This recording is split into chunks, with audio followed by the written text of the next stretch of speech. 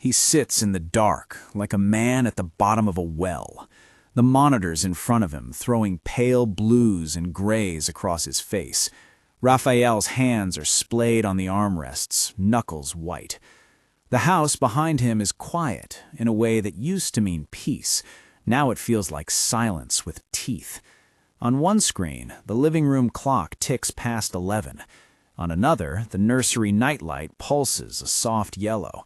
A third shows the kitchen, the marble island shining like a small, indifferent moon. He told Isabela he was leaving for a business trip. He told his sister he needed air, time to think. He told no one he had stayed. That lie sits on the table between him and the footage like something acid. He had meant to go. He had packed a bag the week before and rehearsed the stiffness of his shoulders for the airport, pretending he could walk out and let the house manage itself for a few days to see who, if anyone, would step in. The decision to stay had been quick, animal. He had read a message, one line, easy to miss, and the word test felt like a thing in his throat that would not dissolve until he knew the truth. Outside, the city sleeps. Inside, he watches. Rafael had built a life on control. He could forecast markets and temper storms at board meetings. He had learned grief early and had learned harder how to go on after it. When his wife Clara died, he had thought his world would stop in an instant and that he would stop with it. Instead, he learned awkward, slow motions, how to feed a baby at dawn, how to change a diaper with one hand while scrolling through emails with the other, how to make a small coffin into a memory that shaped every choice after. Raising Mateo alone had not been a triumph. It had been a series of improvised, stubborn decisions born of love. Then Isabela came, silk and high heels, and the kind of smile that shows up in photographs. She fit into soirees and press projections with ease. She was a bright program in a life that had, by then, accepted dimness as the default. For months, she was everything Rafael let himself believe, flattering, attentive in public, tender in the ways that get applauded. She knew the right things to say to his friends. She laughed at jokes with the right tempo. She took him out of his house and into places where his grief was a tasteful accessory, not the center. At home, she wore different colors. The silk remained, but there were moments when those fabrics slid from glamour into something brittle. A hand that had soothed Mateo to sleep was sometimes impatient in ways that showed on the phone footage when Rafael later watched it.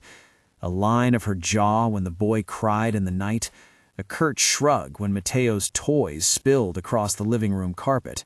Small things, he told himself at first. Small things are where larger truths nest. If there was a hinge in Rafael's trust, he felt it in the way Isabela spoke about plans.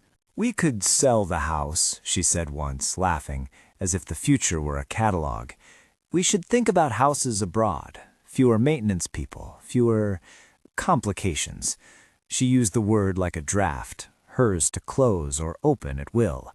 Mateo, in her mouth, became an adjective. Rafael folded those words into the closet of worrying thoughts and kept them there. He told himself she was tired, that everyone was tired sometimes, that parenting a spirited child could make even the gentlest say things they did not mean. But the worry has a metabolism of its own. It consumes the small reassurance and grows hungry. The notebook of doubts thickened. A missed lunch when Isabela had promised to stay the afternoon. A social post the same night of a charity gala, perfectly lit. Isabela arm in arm with people who smiled like they never smelled baby formula. Then came the message Rafael could not unsee. Isabela to a friend, a voice note casually cruel. It was a sliver, the kind of thing people throw away in conversation, except it landed in Rafael's ear like an accusation. "Honestly," her voice said, clipped, amused, "he slows everything down. If we want to go anywhere, we'll be stuck. I didn't sign up to be a babysitter forever." That line is not a confession of hostile intent. It is, however, a mirror that shows what someone is thinking when they do not think you are watching. It pushed at his trust. He had options. He had money that cleaned the world for him the way sunlight disinfects a counter. He could have had conversations, hired counselors, left. But there is a particular kind of fear menaces a parent at night. It is not about money. It is about proximity, about the minute, private ways a child is shaped by those who are near when no one is looking. Rafael did not want to be the man who later realized he had done nothing until it was too late. So he stayed. He watched. If you want to see how he proves it, stay with us till the end. The line is almost a plea. It sits there like a breath that brings the listener forward. It is not a promise of spectacle, but of truth. Rafael's pulse goes up in slow, steady beats as he scrolls through clips he did not set out to collect as evidence so much as find an answer. 2 days in, the clips look like small betrayals. Nursery, 2:14 p.m. Mateo half curled on the carpet, crying in the kind of way that is at once needy and finite.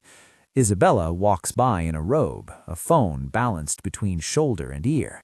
She glances, sighs, walks out of frame.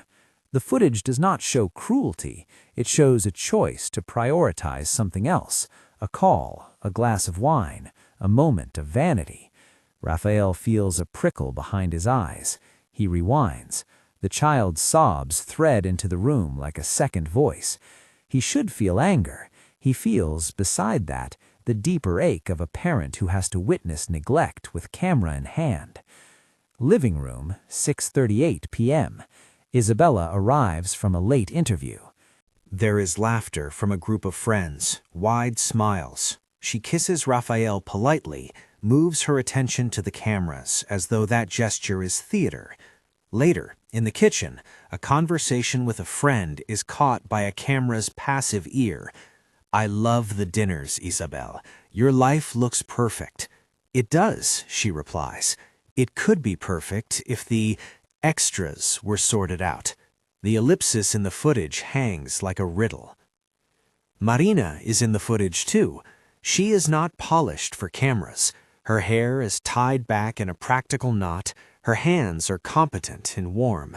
She is a protective presence that feels ancient in a home of newly minted wealth. In one clip, she is background noise, closing the nursery door gently, checking a nightlight. In another, she is central, picking Mateo from the couch when he has fallen asleep with the television on and carrying him like something fragile and necessary, humming under her breath until his face relaxes. There is a lullaby she sings that she learned from her mother, a half-remembered tune with syllables that are not language but comfort. Rafael watches Marina and feels a small, bitter lift of gratitude that is not simple pride. She is a presence from another life that has nested itself here with dignity, a woman with a day job that began in security and ended in guardianship. Her daughter, Julia, is small, a shadow of Marina's resolve, always close to Mateo when visitors scatter. Julia tugs at sourdough loops, offers Mateo half a cookie with the solemnity of a treaty, and tells Rafael the sort of things children tell adults without ceremony.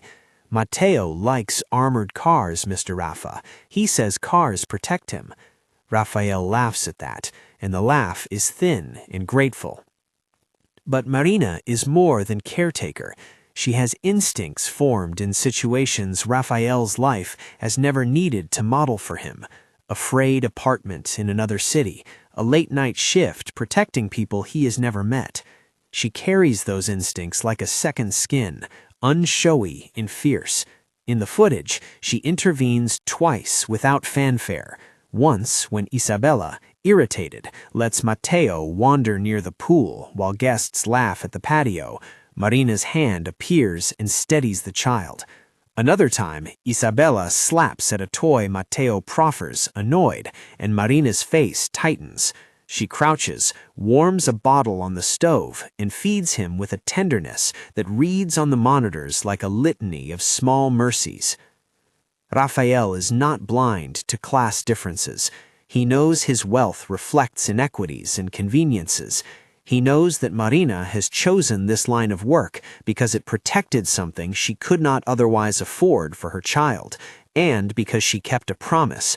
He learns that later, lays it out like a talisman in his head.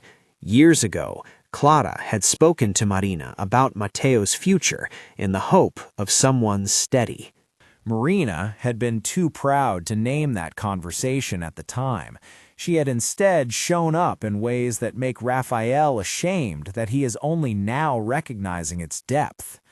The footage piles. Small things become patterns.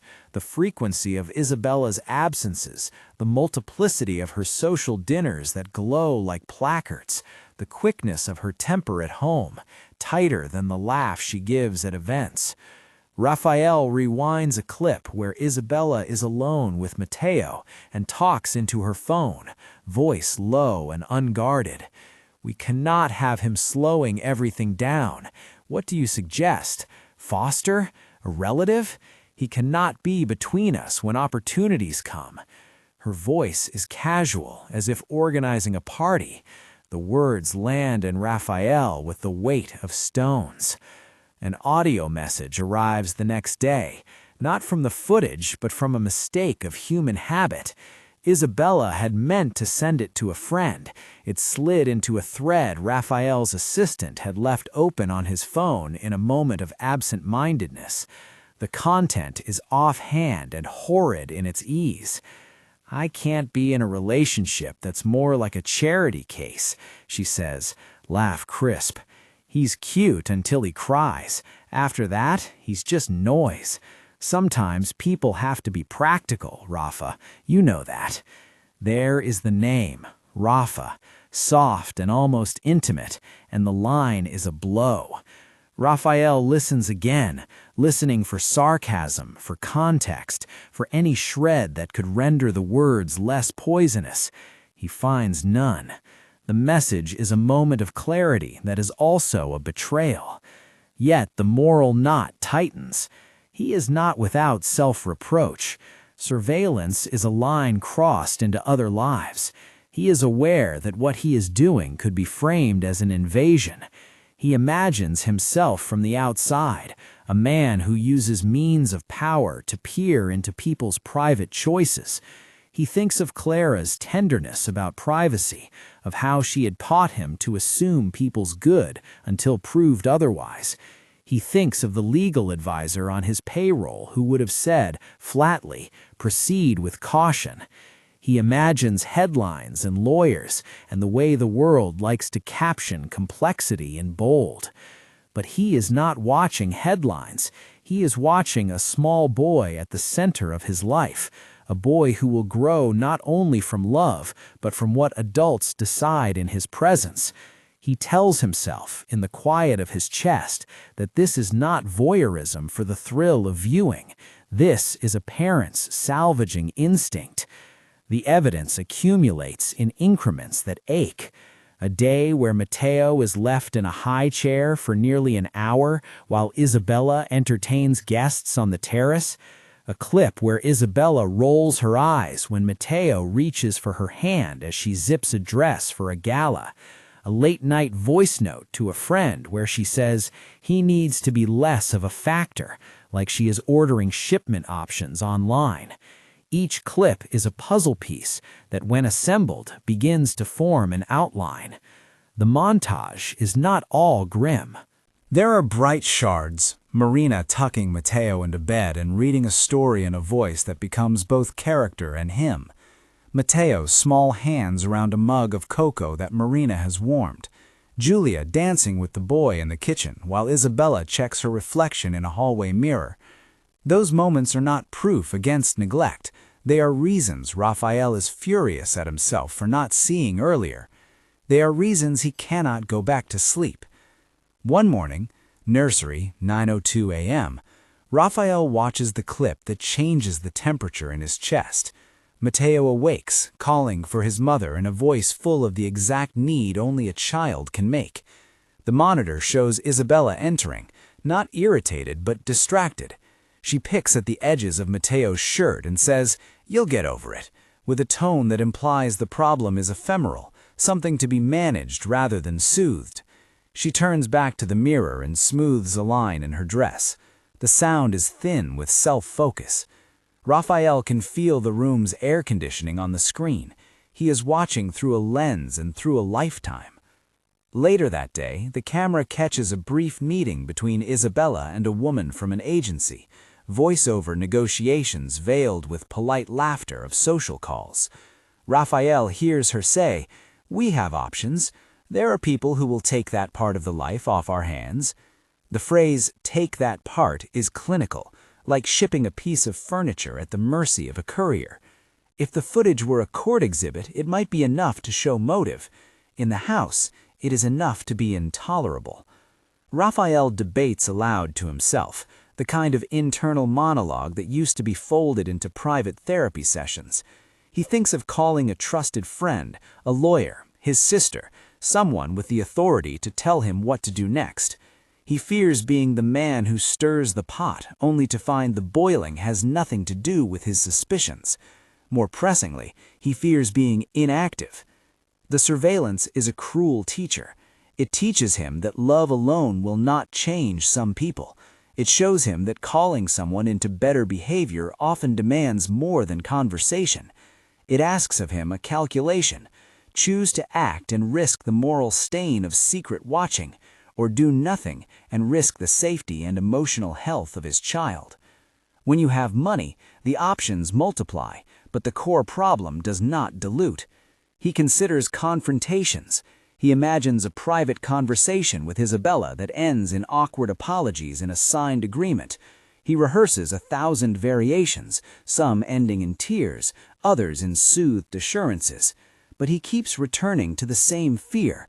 Private conversations are easy for people who calculate damage in social currency. If there is a pattern, it will continue under a polite veneer. It is Marina who unassumingly tips the scale. That morning, after a bleak string of clips, Rafael calls Marina under the pretense of asking about scheduling. He does not tell her he has watched the tapes. He asks instead what she thinks of a new nanny candidate. Marina answers plainly, her voice low, not defensive, not flattered. She says she trusts Rafael's judgment, and then, with the kind of small courage that sometimes lodges itself in the throat of those who have less, adds, "If you ever want someone to talk to, about him, about home, ask me. I know what it is to hold a child when nobody else will." Her words are not accusatory, they are an offered anchor. He senses in her voice a lived ethic.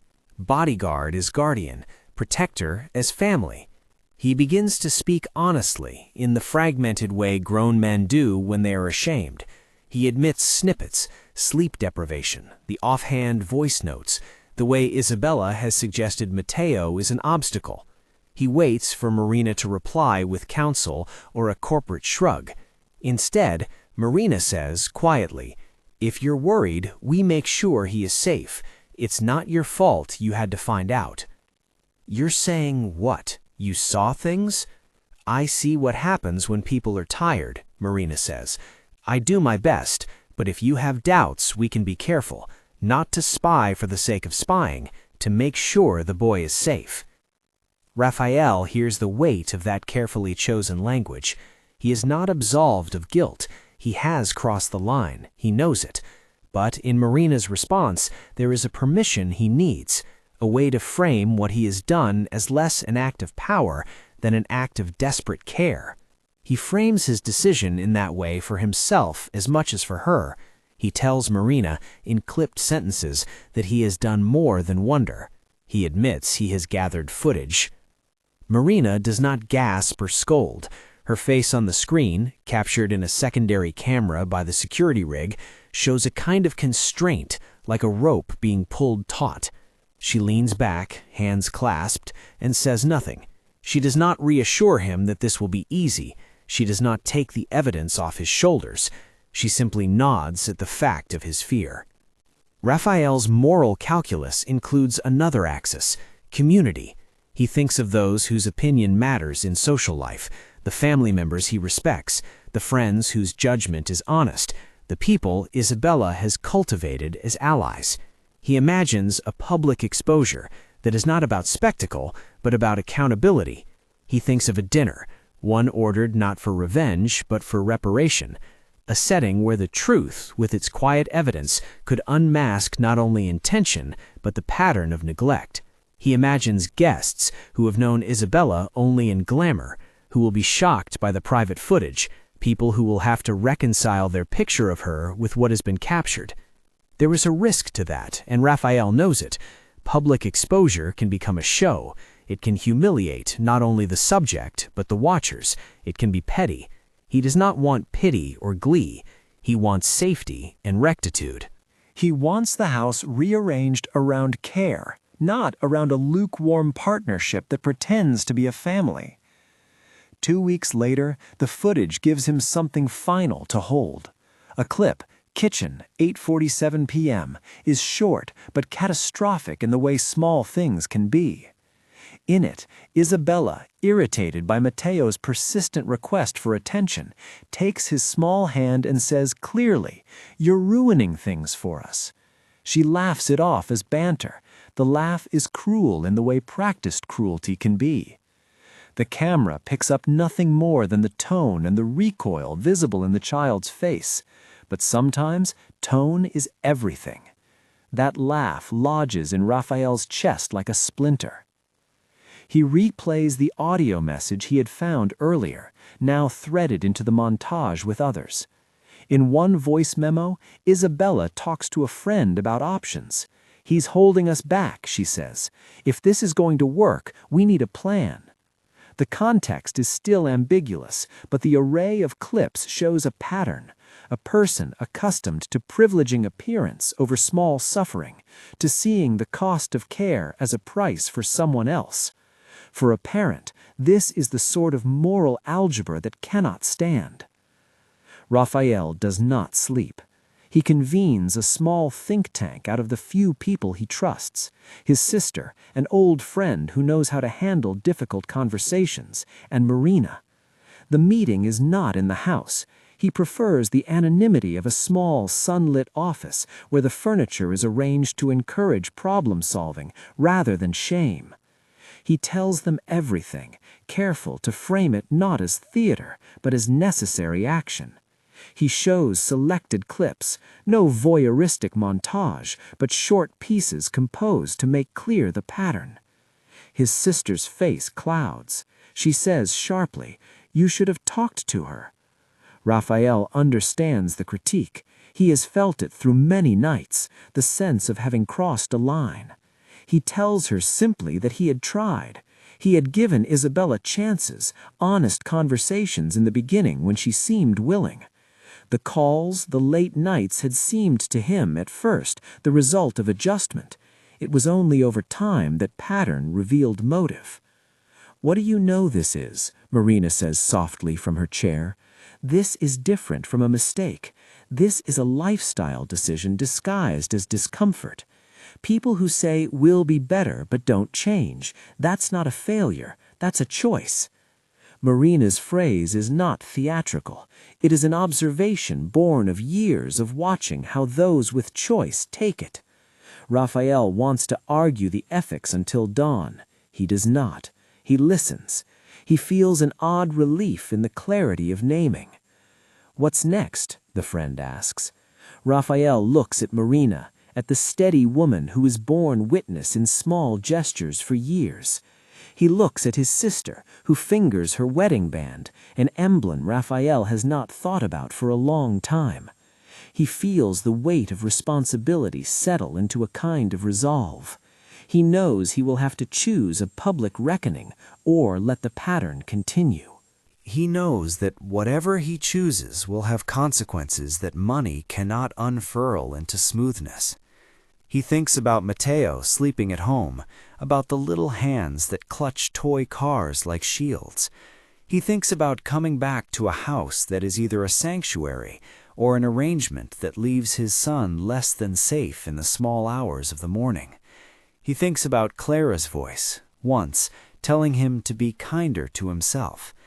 He imagines with naked clarity a future where the boy grows accustomed to being deprioritized because it begins in the quiet of a day. Rafael makes a choice that feels like a cliff step. He will not make a spectacle of someone so much as he will make visible a decision that affects his child. He decides to gather the evidence, to curate it, to bring it to a room full of people who have a stake in the truth. He decides the confrontation must be structured with witnesses and the option for Isabela to answer to what she has done. He wants the choice to be informed. He wants the outcome to be about protection and correction, not pettiness. It is not easy. He sits back in the security room, takes a breath, and calls a lawyer. Not to press charges, not yet, but to understand the boundaries and the consequences. He hires a private counselor who will be present at the meeting to ensure the conversation does not rupture into abuse. He tells Marina exactly what he plans to do, and she, with a look that has the tenderness of someone who has already lived through wreckage, agrees to be present at the dinner. She is clear about what she will say. She will testify to what she has observed and who she is for, not as a hired hand, but as someone who loves a child she has tended. In the quiet between calls, Rafael watches one more clip. Patio, 10:03 p.m. Isabela in a glass of moonlight, laughing too brightly with a friend, and at the edge of the frame, the boy looks small and far away. He replays the clip until the laughter becomes a smear of sound. There is a cost to what he is about to do. He knows he cannot be the architect of anyone's ruin. He feels the weight of a father's fear for the boy, and he leans into it. When he calls his sister to set the date for the dinner, he hears worry in her voice. "Are you sure you want to do it there?" she asks. "In our dining room, in front of people?" "Yes," he says. "It's important they see the contrast." "You're making them complicit in watching," she says. "I'm making them complicit in choosing," he replies. "That is different." There are practicalities to arrange. The guest list, who will be present, how much to reveal. Rafael knows the moment must not be a tribunal.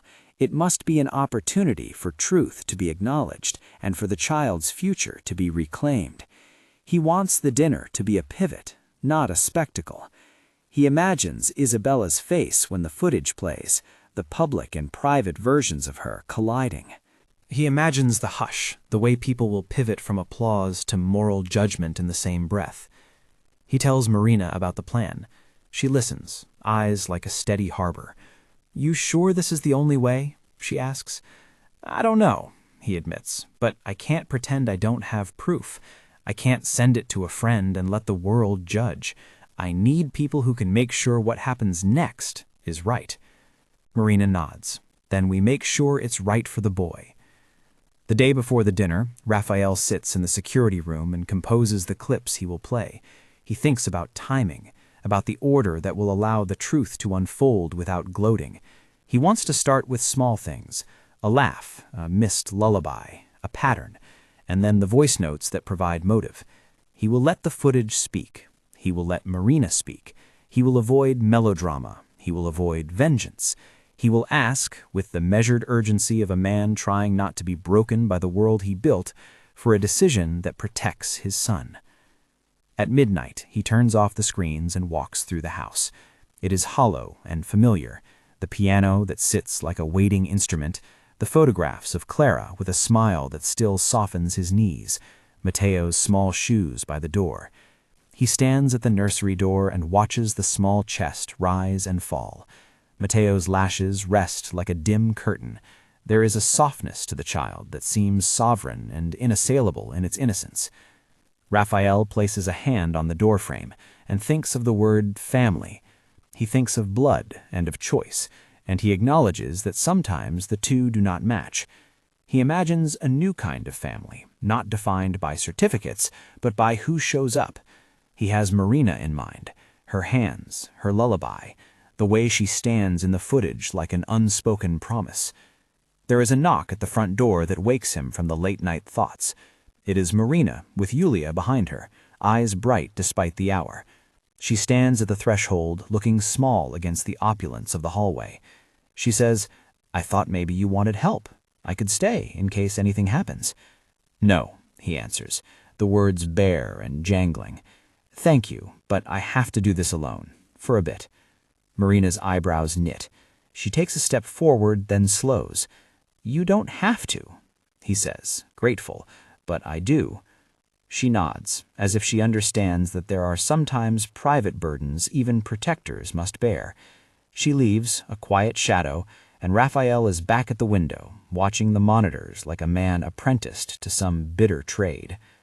The night before the dinner, Rafael dreams of a small figure on the water, like a toy ship adrift. He wakes with the taste of salt and the certainty that the next day will change everything. He sleeps for 2 hours, and in that sleep cleaves into the moment before and the moment after the reveal. Morning arrives like a held breath. He dresses with care, not for fashion, but for the kind of neutral authority he wants in the room, a calm voice, a steady demeanor. He texts his sister the address and the time. He calls Marina one last time to tell her the plan for the child that evening, who will stay with Mateo, how he will be tucked in. He wants the boy to be safe, to be shielded from the tempest arranged for the adults. He is, after all, trying to save a child, not to traumatize him. He remembers Clara's face as the sun comes in, and he lets it steady him. By midday, guests begin to arrive. They are a cross-section of their world, family, a few intimate friends, people who have admired the public life Isabela led. Isabela arrives late, as she always does, to make an entrance, wearing a gown that catches the light. She smiles like a practiced photograph. Rafael watches her move through the room, feels the old ache of wanting to be believed in his own social circle. He wants those people to see the truth, not out of malice, but so they too might act in favor of a child. The food is a curated neutrality of small plates and mild wines. The table is set like an invitation to conversation, not accusation. Rafael takes his seat at the head of it and feels the weight of it, like a small crown made of concern. Across from him, Isabela chats amiably with his sister, perfume and laughter like a veneer. Rafael feels his pulse tighten. He resists the urge to rush the moment, to snap on the television and make the first clip the last. He has promised himself the truth will have dignity. He stands and asks everyone to pay attention. The room quiets. His voice is not thunderous. It is a plain statement of intent. "Tonight, I want to show you some things. Not to shame anyone, but because the thing we're deciding here is what's best for a small life. I want the conversation to be honest." Isabela looks up, smile thinning into curiosity. "Rafa, what is this?" He signals to his sister. She nods. She presses a remote and a screen flickers to life on the bookcase. The first clip plays, small, almost tender. Marina humming as she rocks Mateo to sleep, the boy's face unknowing in the glow. The room exhales. It is a gentle image, and Rafael allows it to settle, to show the contrast between care and neglect. He watches Isabela's face as the clips progress. It changes from ease to something like a contained alarm. Her fingers tighten around a wine glass. She does not yet speak. He saves the clips that matter, the ones that will not be accused of being taken out of context. He is careful because he knows how things can be weaponized. Halfway through, a voice note plays, Isabela's voice, candid, casual, about getting rid of complications. The room is quiet enough to hear a clock on the mantel. Faces move. People shift. Someone from the side mutters that the voice could be edited. Rafael feels the tiny fear of every man who has ever stood in public with a private wound, that contingency and skepticism will evaporate everything. Marina waits.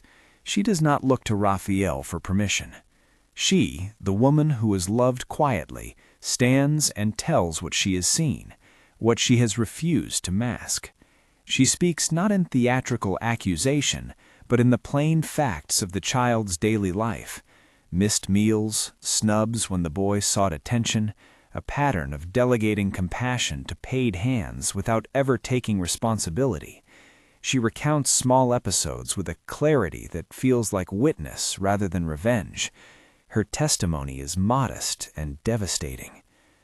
At one point, Yulia, who had been sitting with Matteo in a quiet corner, unseen by some, steps forward.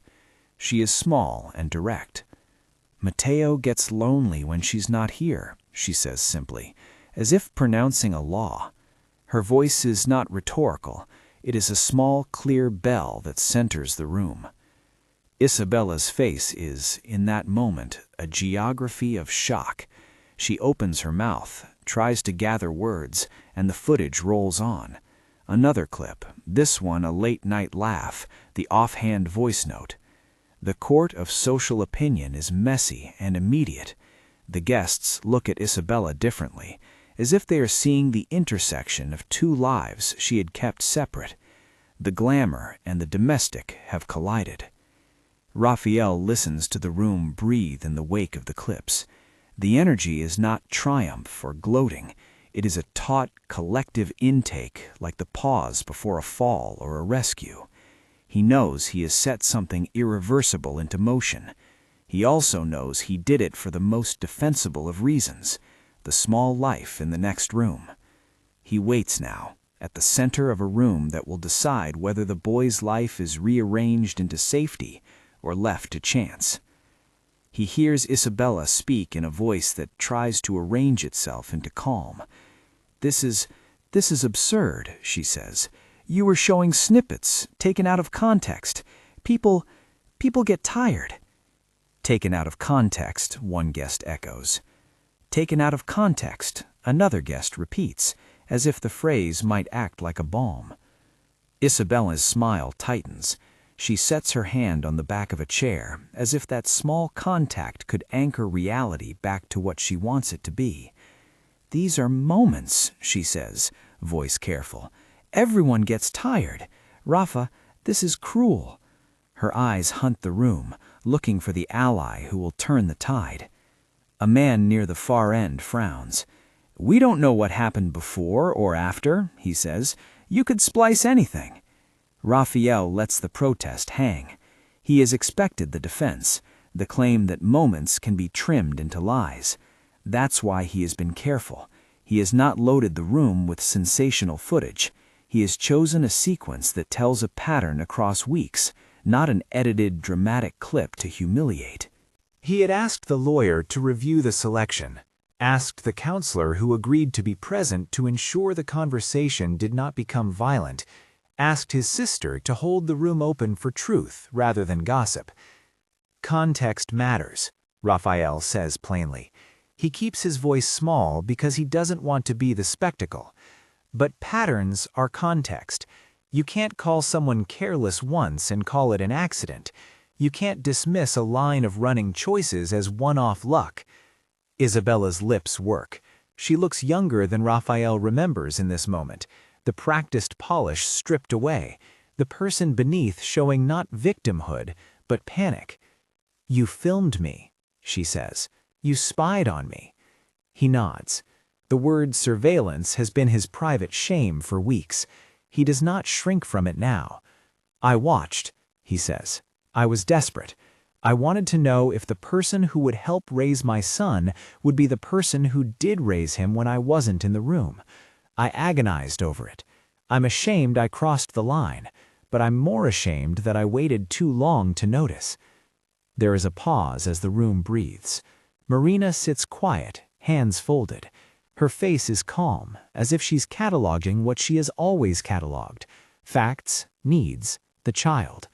The counselor shifts, making a note. Rafael's sister squeezes his hand under the table, a small gesture of solidarity. Rafael signals the remote. The next clip plays. Nursery, 3:12 p.m. Isabela moves through the frame. Matteo cries, reaching for her with a face that expects return. Isabela's steps are measured, her attention elsewhere. On the audio, a phone chimes. Laughter from another room filters in. She picks up Matteo's toy, pushes it away with a half gesture, and leaves. The boy's cry frays into silence. No one in the room greets this lightly. Faces shift. The man who called spliced frowns harder. A voice note follows. Isabela, breezy, candid to a friend. "We're trying to keep things moving. Kids are great for a while. They complicate plans if you let them." The recording is casual, the inflection like gossip over coffee, and everyone hears the casual arithmetic of someone who calculates personal convenience against other people's lives. Isabela reaches into her clutch, hands trembling.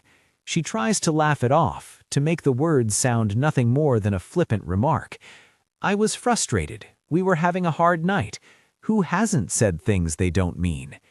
There are small noises, murmurs of sympathy, some doubt.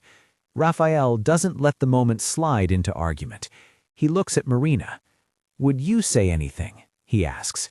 Marina stands as if she had been waiting to be asked. She speaks in the low, steady voice that has been a lighthouse in his house for months.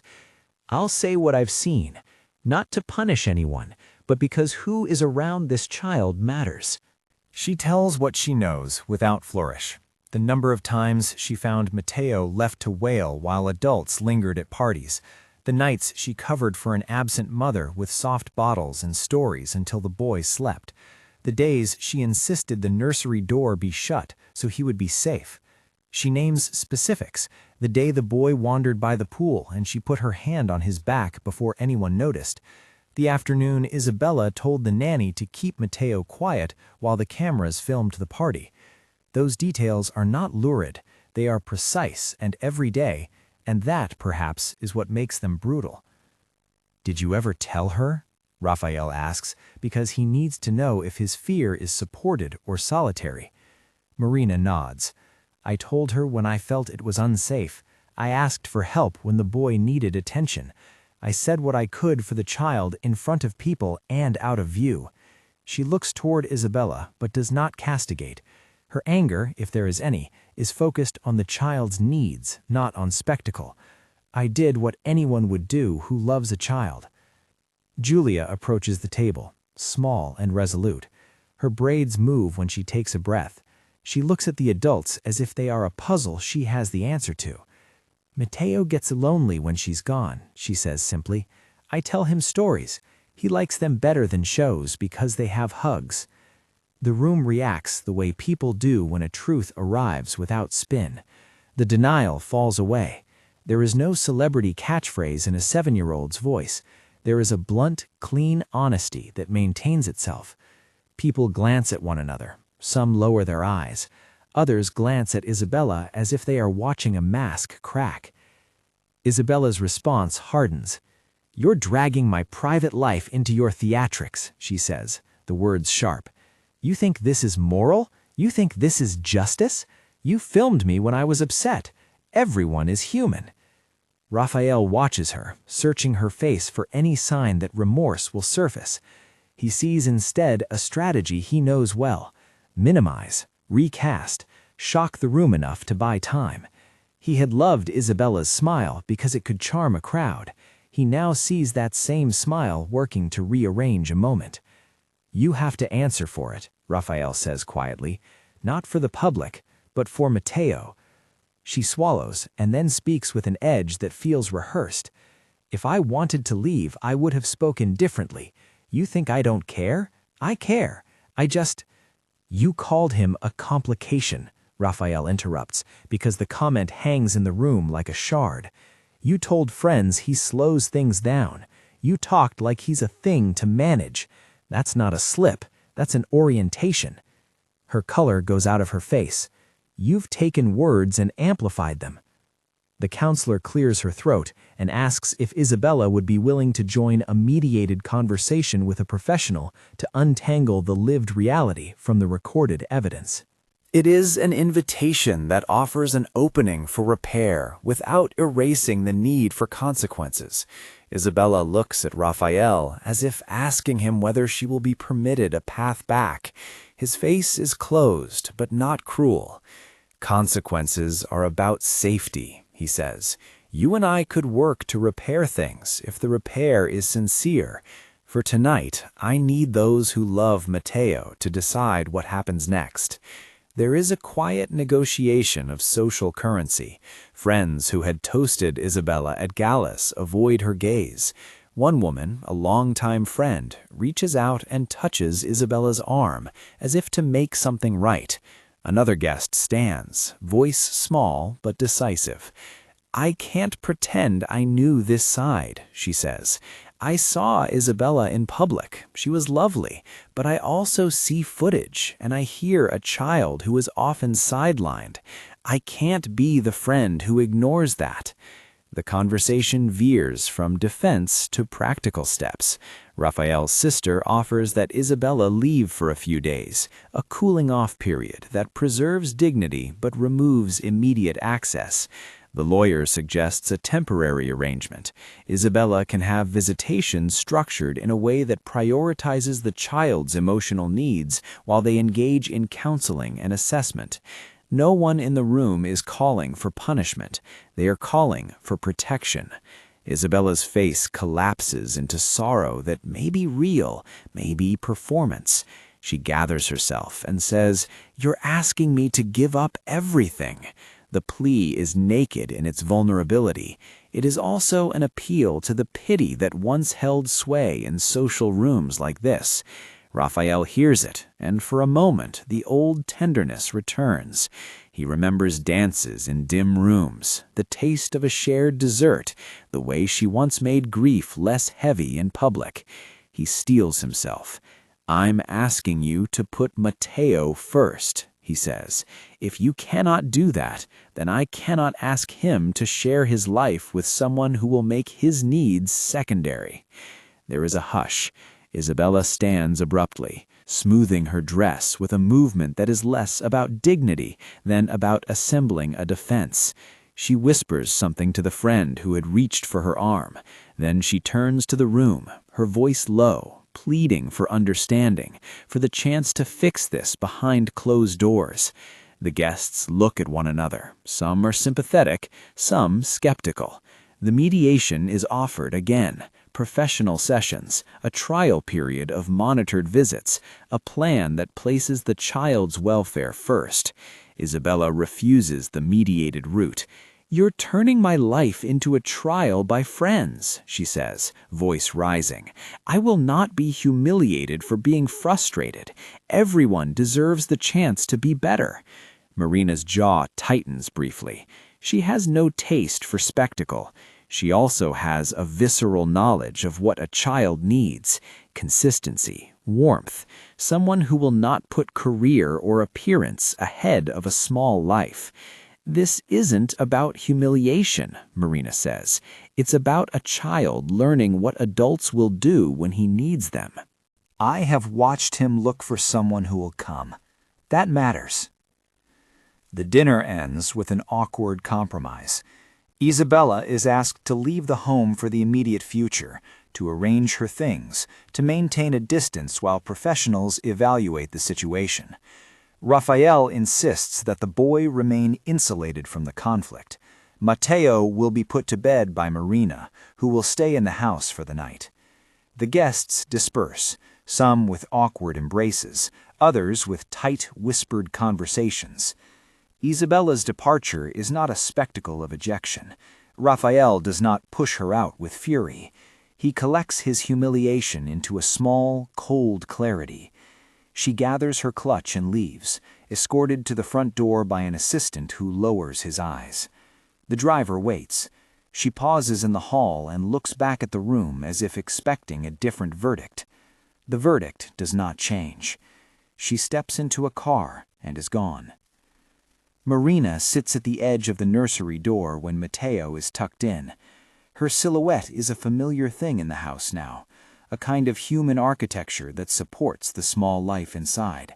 She hums the lullaby that has threaded through so many nights and that Rafael has grown to associate with safety. The boy's breath slows. Marina's hand rests on his hair, the touch of someone who has kept a promise she made to a woman who is no longer here. Rafael finds himself both relief-struck and bereft. The action he took did not feel clean. It felt necessary. He makes the practical calls, a lawyer to formalize temporary custody arrangements while an assessment is conducted, a family counselor to begin the work with Isabela if she chooses to engage, a child welfare liaison to ensure procedures are followed.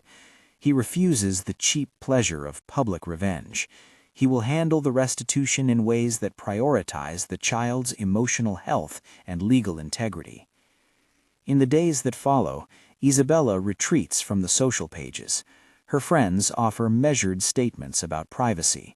Her publicist issues a note about taking time to focus on family.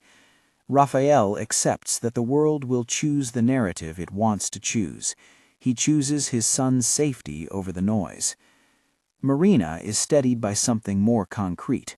Rafael offers her not a handout, but a transformation of her role, a written contract, increased pay, housing assistance so she and Julia can move into an apartment nearer the estate, and a fund set up for Julia's schooling.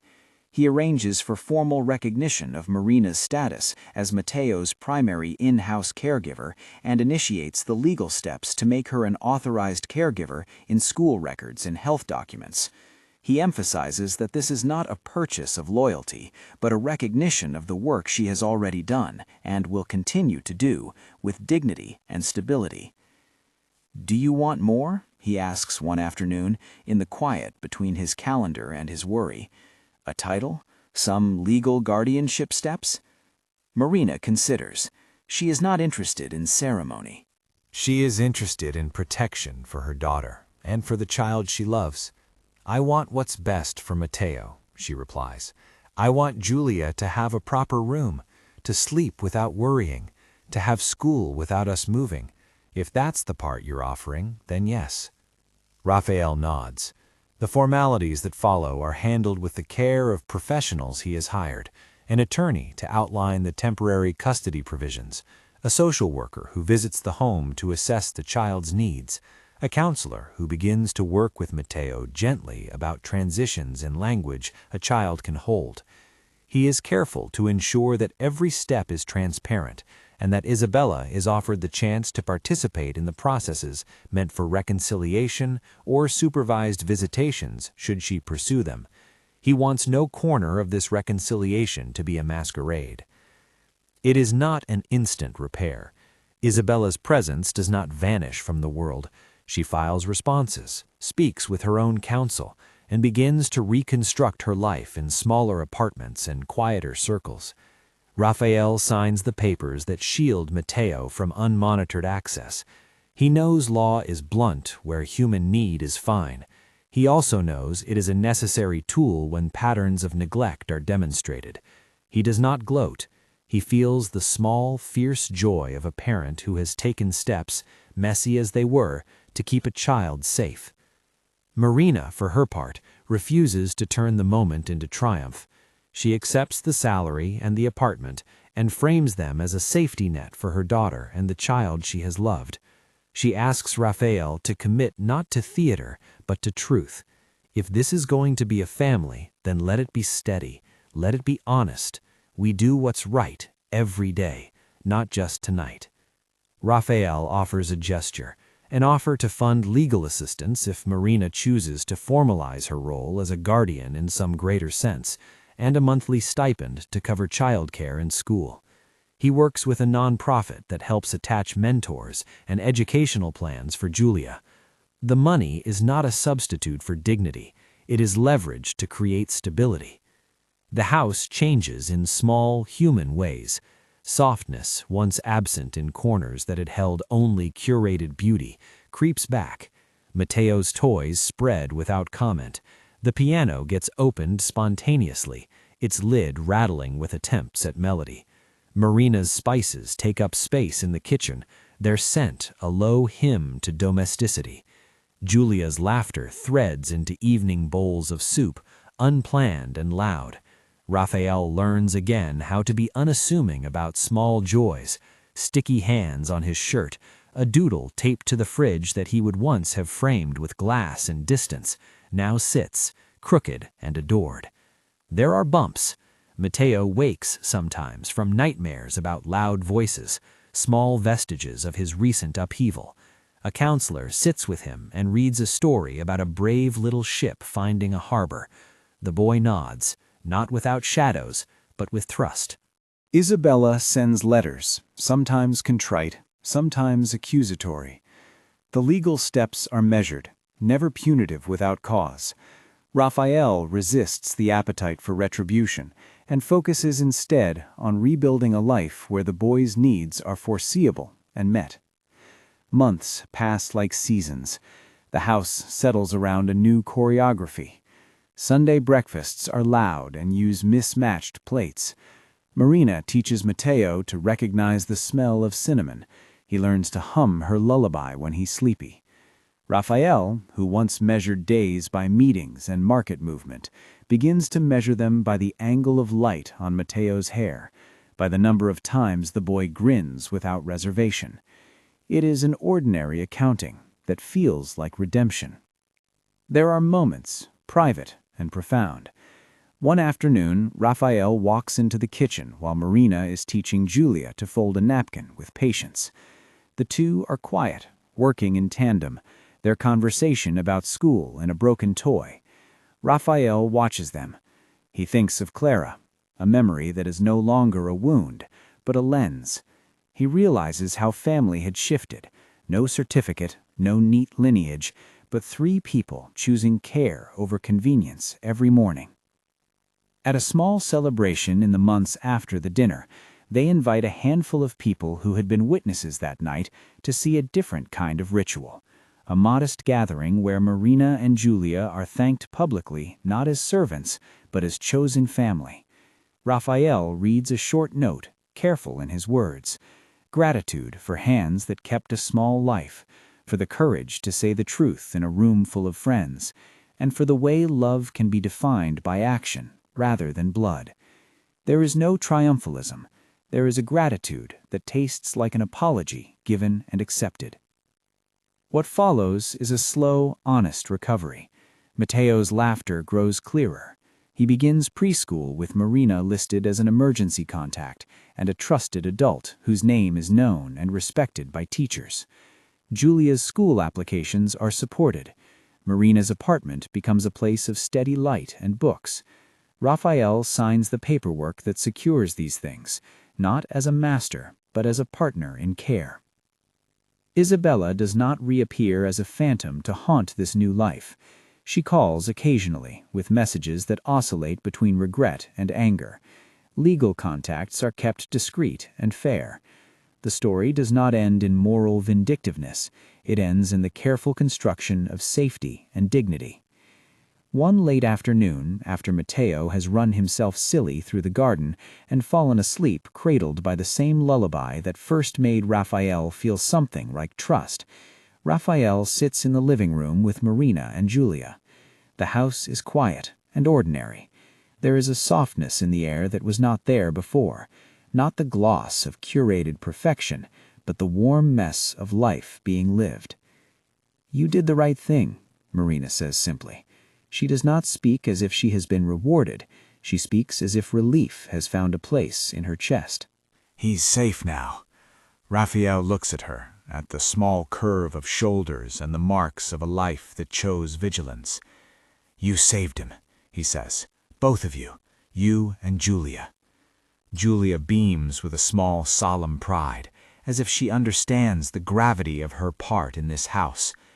Rafael thinks about the nights he sat watching monitors, about the ethical darkness he stepped into out of fear for his son. He knows he cannot erase that wrong. He also knows he turned it into a shape that protected a child, messy, imperfect, human. He has set in motion not vengeance, but process, therapy, legal clarity, support networks, school enrollment, a home where the small hand of a child is always an addressable need. At dusk, he walks down the hallway where a picture of Clara still hangs, a smile that once taught him to assume goodness. He pauses and whispers a private thanks, not for justice, but for the courage to choose protection when it mattered. Family, he thinks, is not only the people you are born from, but the people you build with. It is the woman who hums a lullaby in the night, the small daughter who offers a half-cookie as a treaty, the man who learns to put a child first even when the means to that choice are hard to bear. Later, as Matteo sleeps, Rafa opens a window. The city breathes in the distance. The house behind him is warm. He texts Marina a short line. "Thank you." She replies with a simple emoji and a message that feels like a covenant rather than a contract. "We'll keep him safe." The healing does not follow the neat line of cinematic closure. There are appointments, occasional setbacks, nights of anxiety returned. Yet the arc bends towards something stubborn and humane, a household arranged not around social performance, but around care. There is a new rhythm to mornings and a softness to evenings, and Rafael learns to measure his worth not by balance sheets, but by the number of times Matteo smiles without counting. One evening, months after the dinner that changed the house, Rafael stands with Matteo in the backyard. The boy learns to kick a ball in clumsy, determined arcs. Marina watches from the porch, Julia at her side, both cheering in small, exuberant bursts. Rafael hears the lullaby in his head and thinks of all the small mercies that stitched this family together. Honesty, witness, the courage to expose an uncomfortable truth, and the refusal to let a child become someone else's inconvenience. He knows the path ahead will have challenges. He also knows the choice he made, with all its moral compromise, led to protection. He would have preferred to have known earlier, to have acted without surveillance, to have trusted forever. But life rarely offers the tidy options we imagine.